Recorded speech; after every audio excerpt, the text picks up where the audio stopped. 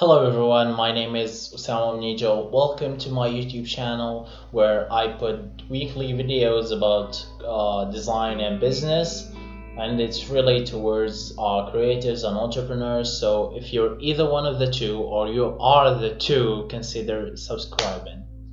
So today's topic is about how you can make your logos pop, how to make iconic logos for your clients so that you can have a better portfolio, which means better portfolio, which means better jobs, high paying clients, and more money, of course. Okay, so today I'll be sharing 5 tips for you to go around that curve and make things work out. Okay, and I really want you to try them out, so please listen to everything I share here. Everything I say is gold.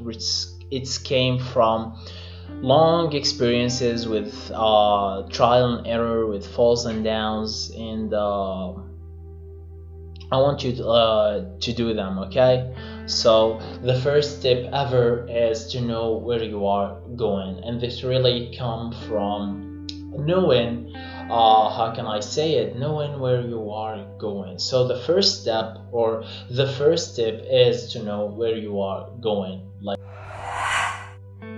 you cannot walk in the dark not knowing where you are planning to go, not knowing what does the client want, not knowing what the personality needed for this project. So what I want you to do is do an exercise, a small exercise with your client. Know their goals, their the personality of that company you're trying to design for, not just okay, so let's go, we need a logo. Okay, well, how do you what do you charge for?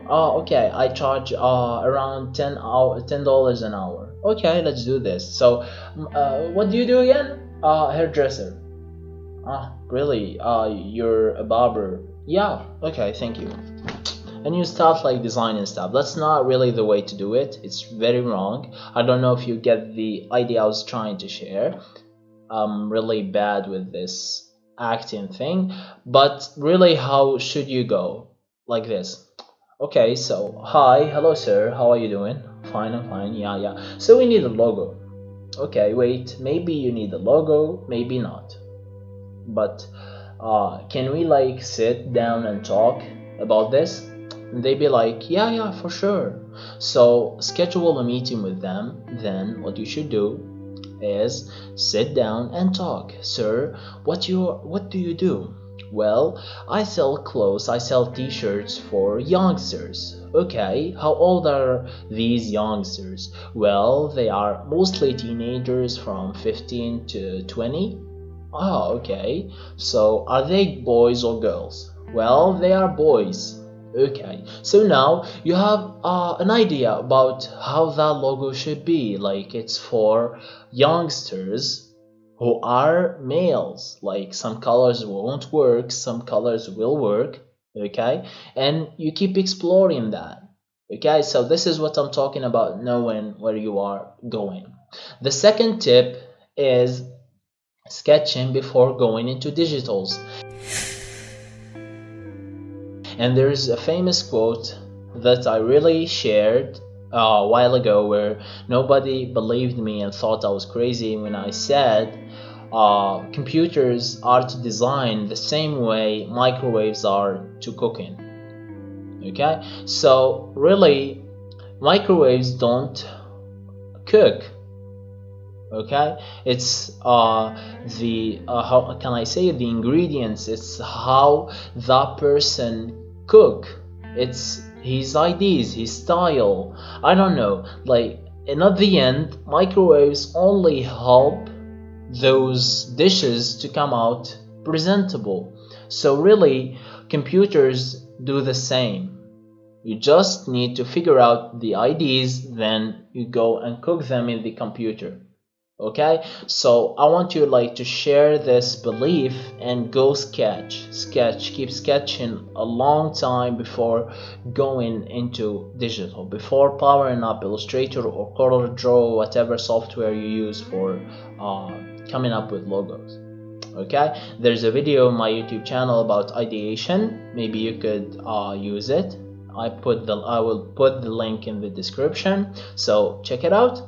The third tip, really, now let's go more technical, more into the digital world, is to use better typefaces, well-designed typefaces, and to know the personality of those typefaces. So you don't go and pick some, I don't know, nasty typeface that really sucks and that is not designed well. Okay, you go and pick one of the typefaces I'm going to share on the screen right now, and pick any one you like. They're all good. Some are free, some are paid. Most of them are paid, so you need to buy the license, then use them. And really, the logos coming out with those typefaces are gonna rock. Okay, there are plenty of resources for free typefaces and free fonts or whatever, with great research and huge time wasted on those. You could find some typefaces that really will work. I'm not saying like you should pay for typefaces. I worked on with low budget clients before, and we were like forced to choose free fonts to use, and we really could have, how can I say it, really improved those works using free fonts. It's totally doable. It needs some tweaking and here and there, but everything is gonna be fine. Another small tip here is to not use the typeface as it is. Like, do some tweaks. You're the designer, you're supposed to do that, like to give the company or the logo some uniqueness, not just put the typeface like it is and go like it's never been touched before. Like if anybody typed, I don't know, maybe you're trying to do for Canon, so if anybody typed Canon with that typeface, they're gonna have the same logo as you. I don't want you to do that. Do some tweaks, put your touch, and make stuff pop. Okay, the fourth tip is simplicity. And what I mean with simplicity is that don't try like to make things sophisticated with lots of I don't know, shapes and colors. And a great logo, it's not about how complicated it is. It's not about the time that took you to make that. It's about coming up with a proper idea that connects with the right audience. It's about, how can I say this, it's about making it really connect with the audience in the fastest way possible. And that's what I want you to do. Okay, so really be as simple as possible. Lower the number of shapes as possible. If it's really the case, then use just the letters. And as you all know, there are plenty of companies out there that use just the name of the company as the logo. It's the simplest thing that you could ever do. Maybe you can add some shapes here and there. Maybe you have a different style, but like, you're the designer, try to be as simple as possible. And that's the hardest thing ever. Like, any kid could come up with a logo that's so mother effing complicated, you know? You need to focus on how to make it simpler. Like, see, how can I make less shapes and communicate the same message? Okay, that's what I want you to do. The last tip is using negative space. It's not mandatory really, but really try to think of ways to use the negative space to communicate better, to make people like try to finish that how can I say, that space with their minds instead of being there.